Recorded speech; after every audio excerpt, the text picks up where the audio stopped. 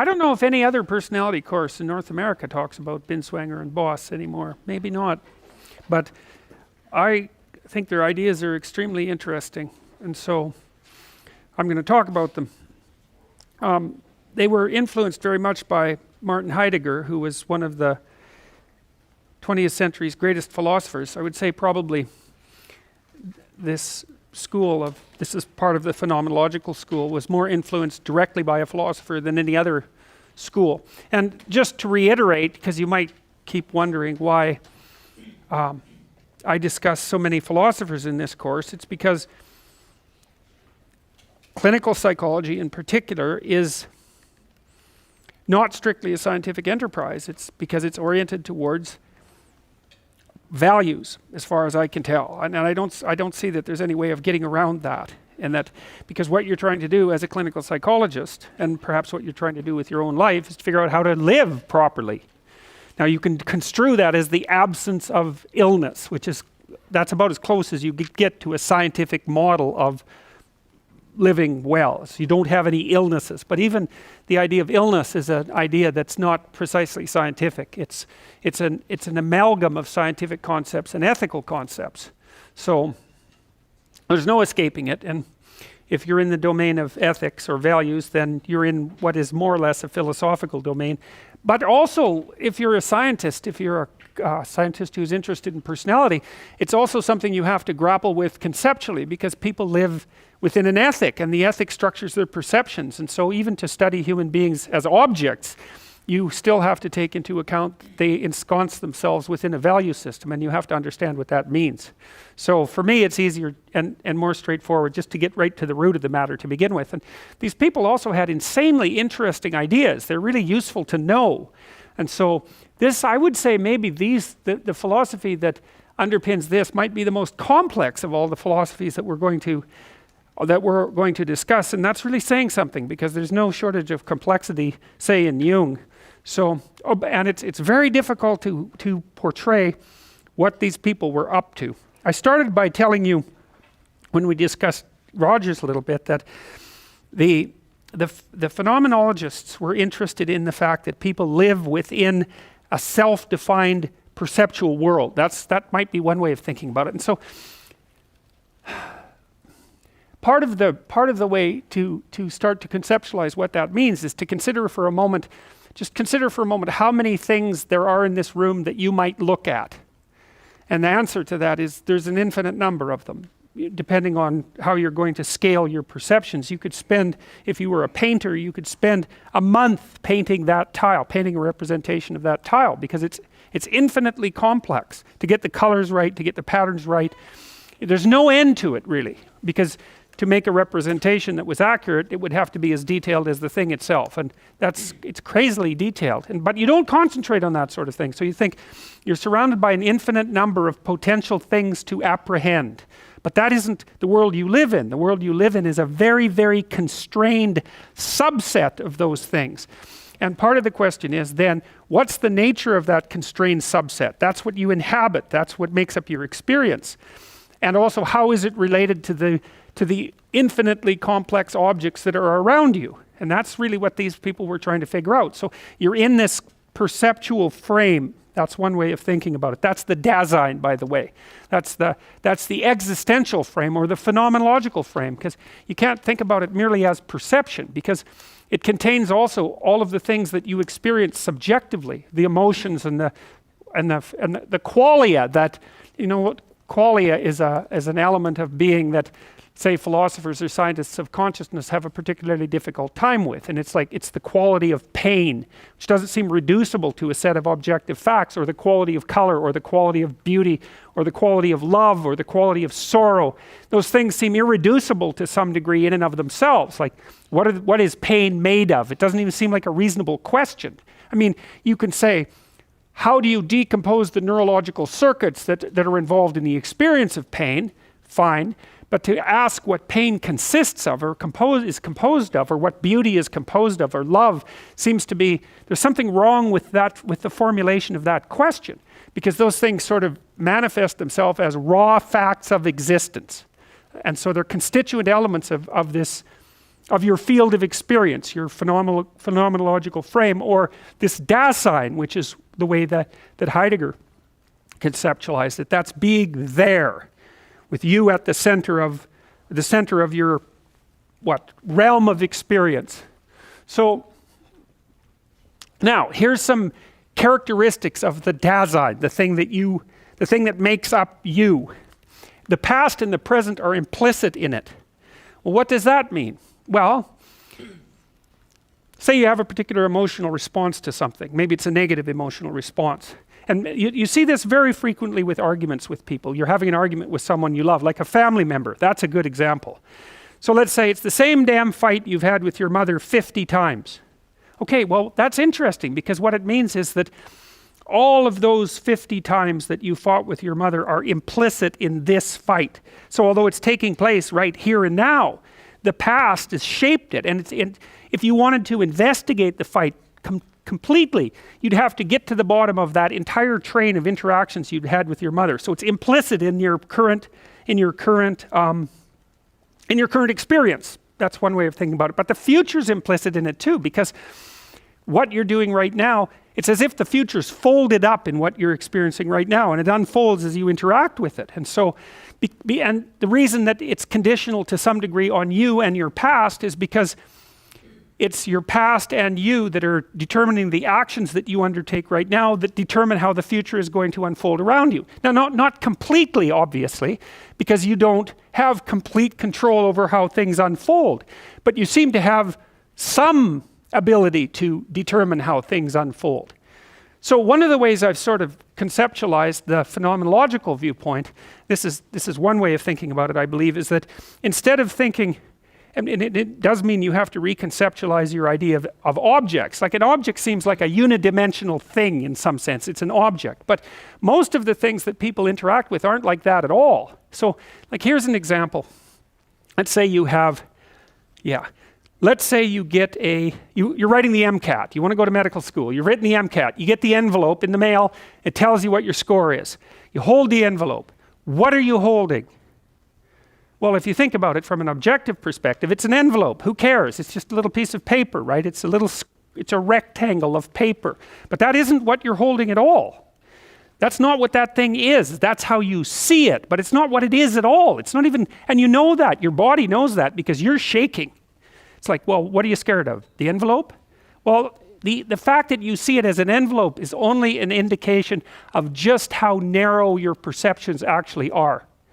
Because it's a portal, right? It's a portal through which you're going to walk into one of two worlds, one in which you're in medical school and the other in which you're not. And it also actually contains the past, which is really strange because you think, well, you already know what the past is. It's no, you don't. Whatever that score is in there determines what your past was. And you know that too. You go watch a movie and a bunch of things happen in the movie and then something twisted happens at the end and all of a sudden everything that you thought about the movie was wrong. And a whole new past for the movie pops into being. Well, are you a pre-med student? A valid pre-med student? Well, the score will determine whether or not you were. Very strange. Very strange. Because you think of the past as fixed. You know, and you think of the things that you're interacting with as the things that you see. And they're not.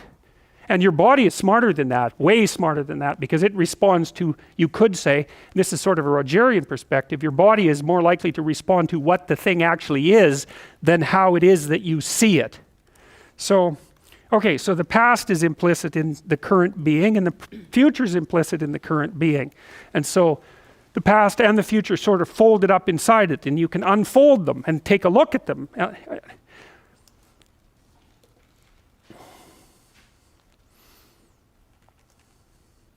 Now, here's the next thing. So, from a classic scientific perspective, there's the world of independently existing objects and there's the world of subjects. And the subject is really in a secondary relationship to the object because the objective world is what's real. But one of the things that the phenomenologists were concerned about that is that, well, you run into this problem again of exactly how it is that you define the object, because just as the envelope with the scores in it can't be reduced to the paper, so the object that you're interacting with only reveals what it is as a consequence of the way that you interact with it. So for example, if you take a complex object like another person, it's like, well, what is it that you are? Well, a huge part of that is going to depend on exactly how I interact with you. Because you could be a raging beast if I interacted with you one way, and you could be a perfectly, cooperative entity that was very pleasant if I interacted with you the other way, and another way. And so partly what's happening, you could think of what you're interacting with as something that's really multifaceted, truly multifaceted. And you say, well, you're trying to determine what it is, but the problem is that what it is manifests itself only in accordance with how you behave towards it. And it's actually the case with even objects that you reduce right down to their constituent elements. So you might say, like, let's talk about subatomic particles, hypothetically the most objective thing there is. Well, it turns out that whether they're a wave or a particle depends on the way you set up the experiment. Now, I don't want to make quantum analogies, but what I'm saying is that the object is a very, very complicated thing. And so even defining what it is means that you have to adopt a frame of reference with regards to it, and you undertake only some procedures and not others. So when you're defining an object, even scientifically, you actually don't define the object. What you say is, here's a multidimensional entity. If you approach it in this manner, that's the procedure, right? The methods. If you approach it in this manner, it will manifest that set of traits. But the problem is that there's all sorts of other traits that it could manifest just as well if you treated it a different way. And so the object itself is not something that, it's not something easily reducible to a single set of properties. I was talking to one of my students yesterday. He had a pretty smart thing to say about images. We were talking about deep images, the sorts that you might see in a really high quality museum. So maybe they're, 15th century or 16th century Renaissance masterpieces. They're inexhaustible to some degree, which is why they're in museums and people go look at them, decade after decade. And it's partly because every time you look at them, you're different. You go in 1 week, you look at it, you see something. You go in the next week, you look at it, you see something else. Well, it's partly because you're bringing something entirely different to the situation. And the image is complicated enough to allow it to reflect something new to you, depending on the stance you take in relationship to it. And lots of things are like that. Lots of things are like that. A book you read when you were 16 is going to be an entirely different book when you read it when you're 35. You say, well, the book's the same. It's like, it depends on how you define the book, because it isn't even obvious where the book is exactly. Well, it's on my shelf in the library. It's like, no, that's a chunk of paper that's on your shelf in the library. Where exactly the book is, that's a much more difficult question to consider. So it depends on how you define the book. So without a subject, nothing at all would exist to confront objects and to imagine them as such. True, this implies that every object, everything objective, in being merely objectified by the subject is the most subjective thing possible. Well, you also know this again when you're in an argument with someone. It's you. No, it's you. No, it's you. It's like, you don't know. Are you being biased? Are you looking at the situation incorrectly? The person you're arguing with is going to trying to convince you that it's your problem. You think, no, you made me angry. It's like, an interesting statement, as if you could do that, but it does seem that way. You were being provocative. Well, you're just too sensitive. It's like, how are we going to settle that? Well, it's a continual argument, and that again has to do with the crazy entangled dynamic between subjective perception and objective perception. I've showed you this before, and I actually think this is a pretty good schematic representation of what's meant by Dasein. And this is a complicated little diagram, although the diagram itself is quite simple, but it's predicated on the following assumptions, is that you need to narrow down your world. And what you're doing is narrowing it down from, let's say, an infinite set of possibilities to a finite set of manageable possibilities. And you do that a bunch of ways. Partly merely your senses aren't acute enough to detect everything. So pure stupidity in some sense, stops you from being absolutely overwhelmed. You don't have eyes in the back of your head, for example, so you don't have to worry about all those things you're not looking at behind you.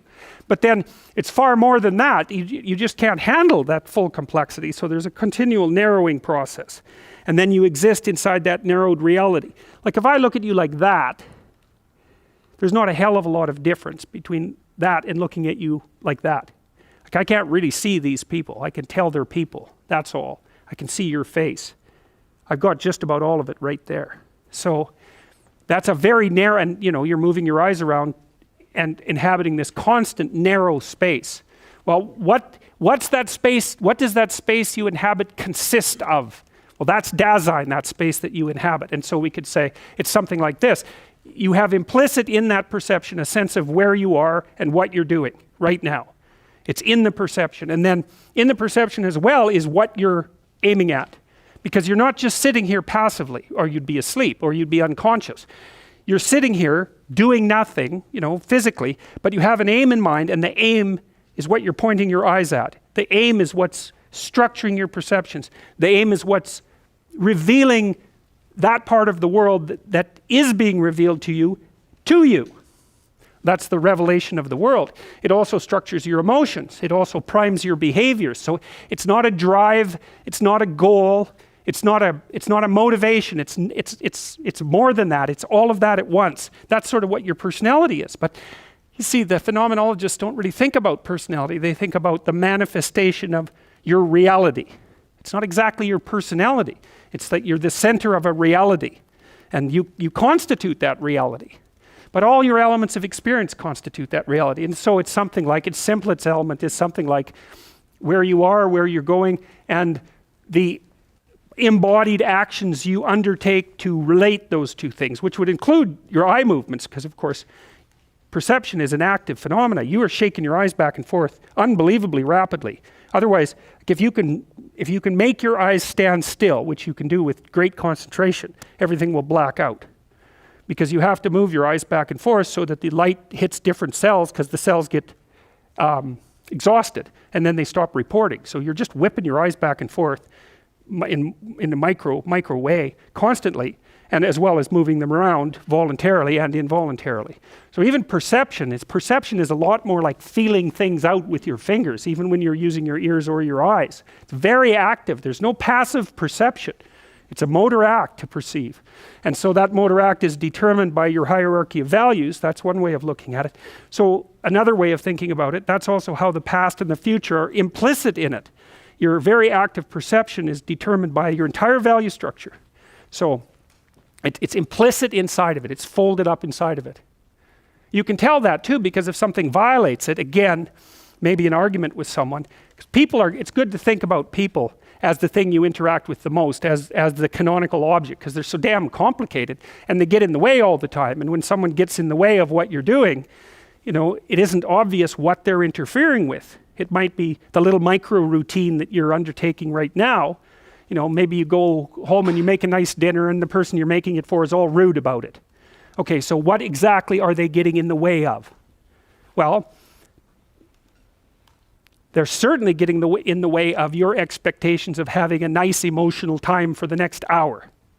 But you have no idea how indicative that is of some serious flaw in you or them or the relationship or the situation or the way you've conducted your whole life or the way they've conducted their whole life. And all of that's packed in there. It's sort of like the unconscious of the psychoanalysts. But it's not the same conceptualization. It's another way of looking at the same phenomena. So, all right, so the two people we're going to talk about most are Medard Boss, and he was influenced by Martin Heidegger, who was a great philosopher, taken to task often because he turned out to be tangled up with the Nazis more than he should have been. And Husserl, that's Edmund Husserl, who was actually, if I remember correctly, Martin Heidegger's teacher. That's Ludwig Binswanger. And both of these two people were influenced both by Freud and Jung. Okay, so here's one of Binswanger's claims. I love this claim. It's such a cool idea, and I think there's neurological support for it, neuropsychological support. What we perceive are, first and foremost, not impressions of taste, tone, smell, or touch, not even things or objects, but meanings. Well, that's an interesting idea, because it's been said that every person is an unconscious exponent of some great philosopher's presuppositions. Well, mostly the way you think about the way you perceive is that there are objects in the world, you see the objects, you think about the objects, you evaluate the objects, you decide how to act on the objects, and then you act, right? It's from object, sense, perception, emotion, cognition, action. That's wrong. That isn't how it works. It's partly not the way it works because the way that you interact with the world exists at multiple levels. So for example, you have reflexes. So if I poke you hard, you'll react like that. You'll jerk back. And you do that without thinking. That's part of a neurological circuit that's very deeply embedded and that's virtually automatic. It's reflexive. It doesn't require conscious perception at all. It's too slow for starters. And so you have there's multiple levels of you interacting with the world. And at one level, you're seeing objects, you're thinking about them, you're planning what to do. But you're doing all sorts of other things that are way faster than that and other things that are way slower at the same time. Now, what Binswanger claims is that what you see in the world are meanings. And so it's the meaning detection first and the object recognition second. Now that's a hell of a claim, that is. But there's definitely levels of your nervous system that operate in that manner. So for example, here's a good example. People have blind sight. Their visual cortex is damaged. They can't see objects, so they think they're blind. But if you show them an angry face, they'll manifest a change in their skin conductance. They'll orient. And it means that the eyes are still mapping the face onto the amygdala. And the amygdala is mapping the pattern onto the body. No object perception. Pattern, pattern, pattern. No object perception. And so the meaning is what's being perceived first and foremost. And you have to perceive meanings first because you actually want to stay alive. That's the trick. So the world is full of these things that have meanings to you that are relevant to your survival. And what you're perceiving first is the relevance of the pattern to your survival. And the idea that you can conceptualize that as a set of objects, well, first of all, that's a pretty new idea, technically speaking, right? Because technically speaking, we didn't really start to conceive the world as subject in an objective world until we really formalized science. Now, science was implicit long before it became explicit, but it didn't become explicit until about 500 years ago. So you react to meanings. So here's an example. Babies. If you have two surfaces and you put a piece of glass between them, they're elevated, and you put an 8-month-old baby on the one surface so they can crawl, the baby can crawl, it won't crawl across the space. And you might say, well, it sees a hole and won't crawl across it. But that isn't what it sees. It sees a place to fall off. That's direct perception. So when I see this, for example, my eyes see that as a pattern. That pattern's on my retina. It's propagated through my optic nerve. It's propagated into my brain. It's propagated onto my motor cortex. And the propagation is this, that. Right? So I can pick it up. And when I look at that, this is implicit. That's implicit in the perception. You think, well, why do you see that at the size and resolution you see it at? That's why. So the fact that you see it that way has this implicit in it. It isn't that you see the object and match your hand to it. It's that matching your hand to it is part of the perception of the object. It's what gives the object meaning. And so you perceive the meaning of the object. It's part of the perception. And you can't not see the meaning of the object. Well, you can. If you're a scientist, you can sort of separate out the object from its meaning. That's actually what science does. It tears the object away from its meaning. And then, of course, there's nothing meaningful left, and so science ends up value-free. But that's because the meaning has been torn out of it. Now, there's technical reasons for doing that. But Binswanger's point is, don't kid yourself. You see the meaning first. Here's an example. You watch the trade towers fall. What did you see? Well, you could say, well, you saw the towers fall. It's like, why are you in shock for 2 days afterwards then? Well, because the towers aren't, what are the towers exactly? As long as they're standing and operating, they're towers. As soon as they fall, God only knows what they are. Maybe they're the beginning of the next war. Who knows what they are? And so everyone was in shock for 3 days because what they saw was the indeterminate meaning of that event. And it opened all sorts of gateways. It's like, well, the towers fell, there's gateways open everywhere. We don't know what's going on. We don't know what's going to happen next. We don't know where we are. And that's direct perception mapped onto your body. Bang, you're in shock. You see the meaning first. And well, you constrain it down to, well, why are you so upset? Well, the towers fell. It's like, that's the best you can do for a verbal utterance. It's what your perceptual systems reported to you, but God only knows what happened. We still don't really know what it meant that they fell. Now, most things have put themselves back together, but... And then you think, well, what does it mean? What does it mean that what you see first is the meaning? And that's a really tricky question, because you might say, well, that's when you get back to the problem of what constitutes real. So I could say, well, you've evolved to see the meaning. Well, then we might ask, well, if you've evolved to see the meaning and that's kept you alive, is there anything more real than the meaning? Because somebody who's a materialist would say, well, no, the object is more real. It's like, no, it depends on how you define real. It might be that the most real thing about the visual cliff is that that's a falling off place, and that its secondary description as a, an object, a hole or something like that, that's something you paint over top of the primary reality. And so, well, here's a practical application of it, or at least one of the things that I think is practical. You can have experiences that differ in their, let's call it, high quality meaning. So you get engaged and engrossed in something and you're happy about that. It's not that you're happy, it's that you're engaged and engrossed in it. You would do it again, even though it might take effort. You can tell that where you are is meaningful. Well, I think what happens in that situation is that you're in a Piagetian place where many of the games that you're playing are stacked sort of isomorphically on top of one another, and the experience of meaning is the fact that you're playing the small game properly, nested inside a larger game, you're playing it properly, nested inside a larger game, you're playing it properly too, etc., all the way out. Past is balanced, future is balanced, everything is stacked up. And there's a report coming from your being telling you that, that's why you're engaged. You might say, well, maybe that's real.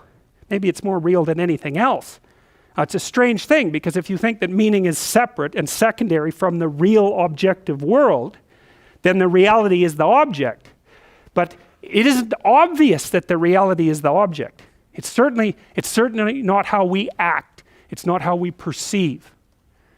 And so, did we evolve to perceive reality? It depends on what you mean by perceive. Perceive might mean, did we evolve mechanisms that allowed us to survive in the face of that reality? Yes.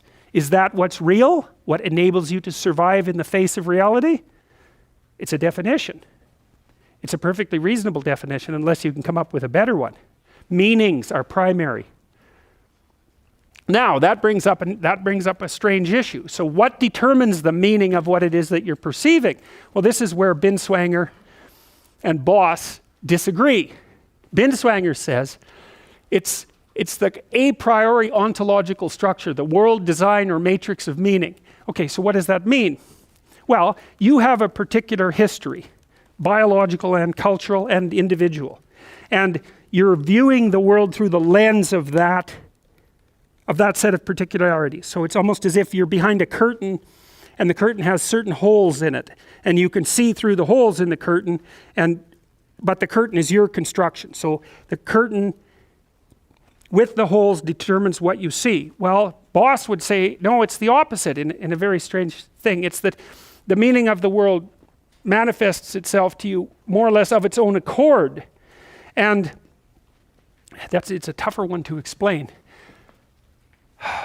Disclosure of meaning, Boss, the revelation of the object, the emergence of the phenomenon, the numinous. The very word phenomena is derived from phenes thai, to shine forth, to appear, to unveil itself, to come out of concealment or darkness. Okay, here's an example. You see someone beautiful.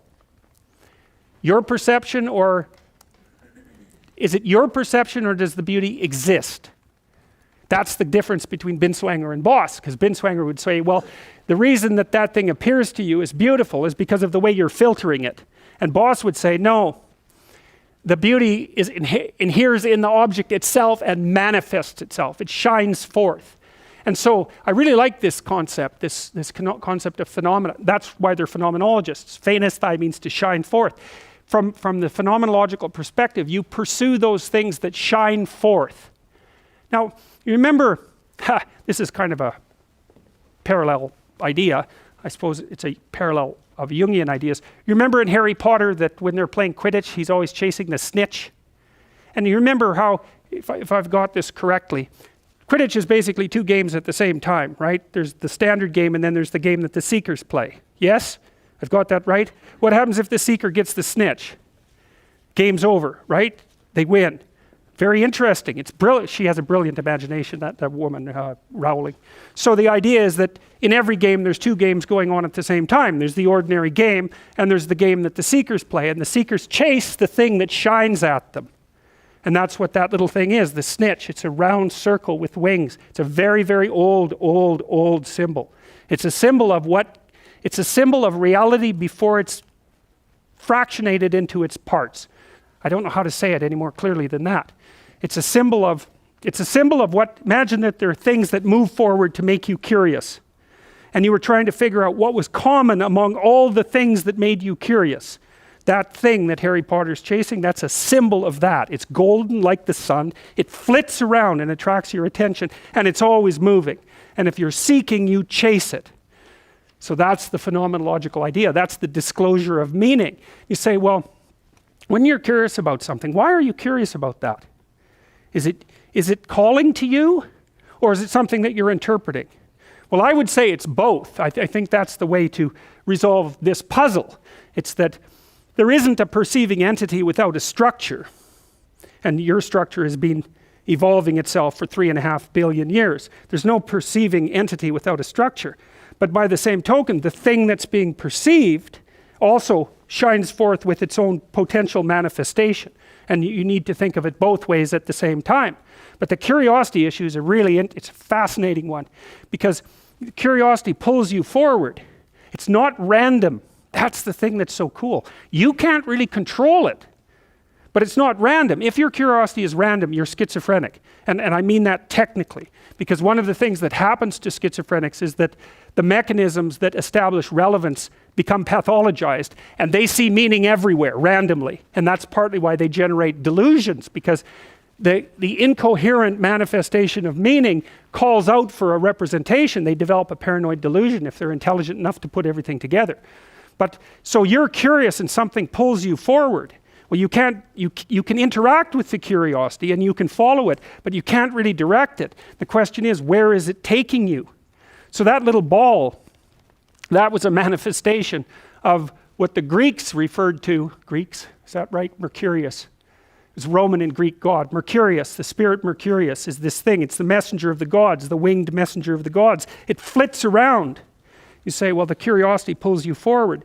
To where? Well, to wherever it wants to take you. Well, that's a Jungian idea as well, is that your curiosity is like the manifestation of yourself to the ego, right? It's the thing that you could be in the future calling you forward, something like that. Very strange ideas. Very interesting. See, when you start to understand that you're not in control of what makes you interested in things, the whole world shifts around on you, because the question is, if you're not in control of that, what the hell is directing it? What's going on? It's not you. It's not under your control. It's not random. It's alive. It's dynamic. It has an orientation towards something. That's the Jungian self, or that's the manifestation of meaning. Yes, very strange. I told you this already. See, there's an old representation, a very old representation of the snitch right there. Now this is this old symbol, eh? You've got this dragon of chaos here. It's kind of like an octopus as well. That twist in its tail refers to infinity. Dragons almost always have an infinite tail like that. It's got the claws of a bird, maybe a bird of prey, the body of an animal, and the head of a snake. And then down here, you see it's got the sun up there, so it's sort of aiming at upward towards the sun, this thing. And then down here is this thing called the round chaos. It's an old alchemical system. And if you look, the dragon is fertilizing this.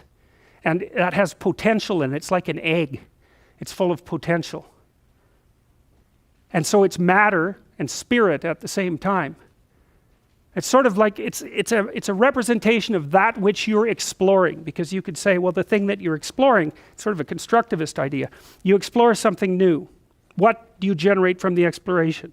You, because as you explore it, you learn things, that changes you. So you generate psyche out of the exploration, that's spirit, and you also generate the world out of it.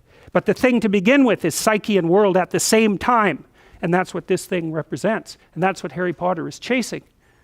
That's what makes him a seeker. Very strange ideas. Now I'm going to tell you a dream, and there was a dream I had when I was working on these ideas, and I'm going to tell you the dream for two reasons. One is because it bears directly on these ideas, and two, because, well, we just covered psychoanalytic thought, and I want to show you how a dream can work, because it's not easy to find a dream that you can interpret in a way that's public, that makes sense, because they're usually so tightly defined contextually. You can define them in the therapeutic context because you know so much about the person. It's very hard to pull that out and make it meaningful outside of that context, but this dream works. Okay, so I was dreaming that there was a small object. It was a circle, a sphere about this big, and it was floating on top of the Atlantic Ocean, and I had a kind of a bird's eye view of it, and I was following it along, like maybe, you know, like a drone would follow behind an object. And it was floating, and it was really zipping along, man. It was really, really fast. And then the scene shifted to a bunch of scientists. They were sitting inside a room full of television monitors, and they were watching this thing move across the ocean. And so it was here, and then it had 4 hurricanes beside it. One here, one here, one here, and one here. So it was in the center of 4 hurricanes. So whatever it was like some bloody potent thing. It was zipping across the ocean. Then the scientists got a hold of it, I guess, and the scene shifted, and I was in a museum, like an old Victorian museum. And this ball, was now inside a wood, so imagine a wood stand with a glass case on top of it. It was inside the glass case, and it was floating, and it was sort of pulsing a little bit. And so inside the room, there was Stephen Hawking and the American president. I don't remember who it was. He was sort of faceless. But I thought, Stephen Hawking, what the hell? Disembodied intellect. That's Stephen Hawking. So that's what that meant. And the president, well, he's just the symbol of order. And so this thing, whatever it was that was surrounded by these winds, had been placed into a category system, right? It was in a museum, it was boxed in, it had been conceptualized and categorized, partly by disembodied intellect, that was Stephen Hawking, and partly by social order. And so there's a Binswanger boss thing going on there. The thing pulses and is alive, so it's got its own power, but it's also encapsulated in a category system. So I'm a third person observer in there. I'm not in the room, I'm just seeing this. So that was fine. So the next thing that happened, oh yes, one of them described the features of the room. Its walls were 7 feet thick. They didn't want this thing going anywhere. And it was made out of titanium dioxide. I thought, what the hell's that? Well, it's a paint. It's a paint substance, but it's also what the hull of the Starship Enterprise is made out of. So my dream was saying, well, what's the hardest substance there is as well? It's titanium dioxide. It's not getting out of that box. The walls were designed to permanently constrain the object. Okay, now the next thing that happened was this object you could tell it was kind of alive, and it kept shifting around, and at one point it turned into a chrysalis, a cocoon. And I thought, what the hell does that mean? And then, so it turned into a cocoon, and I don't know if you've seen a chrysalis when it's just about to hatch, but it twitches around, It's alive, that thing. So they're very strange things. And then at the end, it turned itself into a pipe, like a meerschaum pipe. And I thought, then it reformed itself into a sphere and just shot right out of the room. Like the walls weren't even there. It decided it was gone, bang, it was gone. And I woke up and I thought, what the hell? What the hell does that mean? It took me forever to figure this out. So then, about 2 years after experiencing this dream, I was reading Dante's Inferno. In the 9th canto, a messenger from God appears, so Dante goes down into hell, right? And it was Dante's attempt to describe, it's brilliant. So imagine that you go to a bad place psychologically, right? So your life has collapsed, and that's terrible, but then you're trying to figure out what you did wrong and how you're to blame for it. And so what you do is a descent into your own foolishness and stupidity, level by level by level. And that's what Dante was trying to explain. That's what that hell was. Levels of catastrophe, and there's something right at the bottom. And he found that it was betrayal that was at the bottom. So in any case, I was reading that, and there's a line in there that made me remember this dream, because I tried to figure out this dream for years. Hey, in the 9th canto, a messenger from God appears in hell to open the gate of Dis, which is barring the divinely ordained way of Virgil and Dante. The approach of this messenger, an angel, is preceded by a great storm described in the following manner. Suddenly there broke on the dirty swell of the dark marsh a squall of terrible sound that sent a tremor through both shores of hell, a sound as if 2 continents of air, one frigid and one scorching, clashed head-on in a war of winds that stripped the forests bare, ripped off whole boughs and blew them helter-skelter along the range of dust. It raised before it, making the beasts and shepherds run for shelter. So that was like a herald of the arrival of this messenger. It's a very powerful scene, and I thought about this dream with this thing with the 4 storms. So the pipe thing, that took me forever to figure out. And I finally remembered this painting by Magritte. This is not a pipe. Right. So what does that mean? Well, what it means is the representation is not the thing. It's a very famous painting, right? The representation is not the thing. Well, even the perception is not the thing, and that's what the dream was trying to get at. It's like this thing that was so powerful and so capable of transforming could be encapsulated temporarily within a conceptual system, but whenever it decided to leave, it was just going to leave. And so what it was referring to was the potential that there is inside objects. So, for example, and it's such a complicated thing to explain. Nobody knew what cell phones were going to do. You make the cell phone, you think you know what it is. You don't know what it is. No one knew what the birth control pill was going to do. You make it, you think you know what it is. You have no idea what it is. And it's going to do some of the things you think it will do, and it's going to do a bunch of things you have no idea about. And that's because the things are more complex than they look. They're multidimensional, and they have, I wouldn't say a life exactly, but they have an intrinsic complexity that tends to unfold across time, and it's only somewhat predictable. And so you have things under your control and in your grasp to some limited degree, but at any point, it's like the switch in the yin-yang symbol. At any time, chaos can collapse into order, or order can collapse into chaos. And that's what that dream meant. Another painting by Magritte trying to express the same thing, right? All men in suits, all uniform, all thinking the same way, same haircuts, completely socialized, blinded by their own perceptions. That's us. Because you think, well, your perceptions illuminate and bring you information. It's yes and no. They also constrain to equal degree. I dreamed much later, about a year later. This was a very cool image too. You know that image that I think is it Da Vinci or Michelangelo, of the man inscribed in the square inside the circle? It's a very famous image. Well, it was like that, except it was a cube but not a square.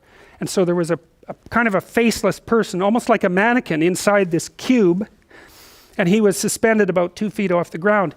And on the front wall, it was like wallpaper designs. There was these little squares about this big, and they were mandalas, square with a circle inside them. And then inside the circle, there was a little snake tail that was out. And the whole wall was covered with these snake tails.